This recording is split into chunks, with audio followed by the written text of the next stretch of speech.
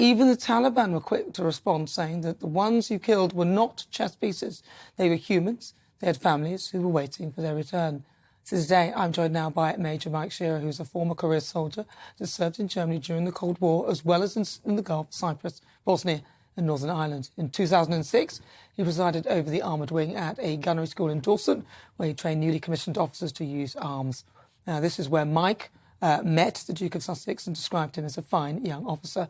But he's now said his revelation equates to treason. I'm pleased to say that Major Mike Shearer joins me live in the studio. Mike, thank you very much for joining me. Delighted, man. So what is your role then? What do? You said you train officers to fight arms. Do you actually train directly or? Well, my instructors would do most of the work, but when the young cadets finish at Sandhurst and become officers proper, they then have to be farmed out to their respective trade branches. And for the cavalry and the household cavalry, when we're speaking about Harry, they need to then go and learn how to operate the machinery, in his case, a combat vehicle reconnaissance tract, so that they can go on and do their business. So you didn't directly train Harry, but you had officers who you trained who trained Harry and William, is that right? Well, or did you actually? For want of a better expression, I was the principal. Okay, so you're in charge of that part of it. Right. So I'd reasonable contact with all the young officers, with all the soldiers that were going through their training throughout my period of time there. And so you met Harry and William. Yes, of course. Talk to me what was William like? Because everyone's talking about Harry, but what was William like? William was studious and capable, personable, polite, mannered, and focused on what he was doing at the time. And Harry? Harry was fairly much the same, a bit more raucous. He would get involved with the soldiers a bit more. He would play about and joke with them a bit more than his brother. But they were both fine young men.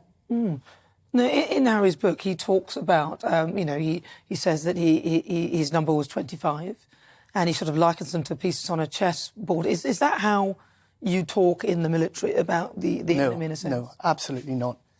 I mean, my good old friend Tim Collins, Colonel Tim Collins, SAS and Royal Irish Regiment, called him immediately on this. It is disgraceful behaviour. I've been in a number of conflicts where the enemy have met their end, and of course you fight hard. That's what we're there to do. But as soon as the enemy is dead, they get the utmost respect. They are buried with due reverence in accordance with their laws and their religion. And there's no gloating. Quite frankly, there's no time for gloating.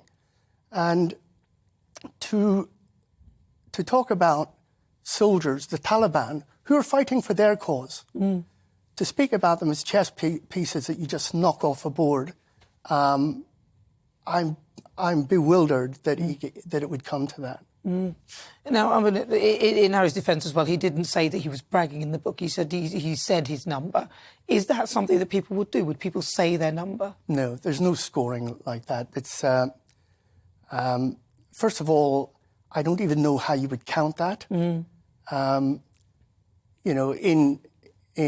my own tank in the Gulf War, there were a number of engagements on armour and in trenches.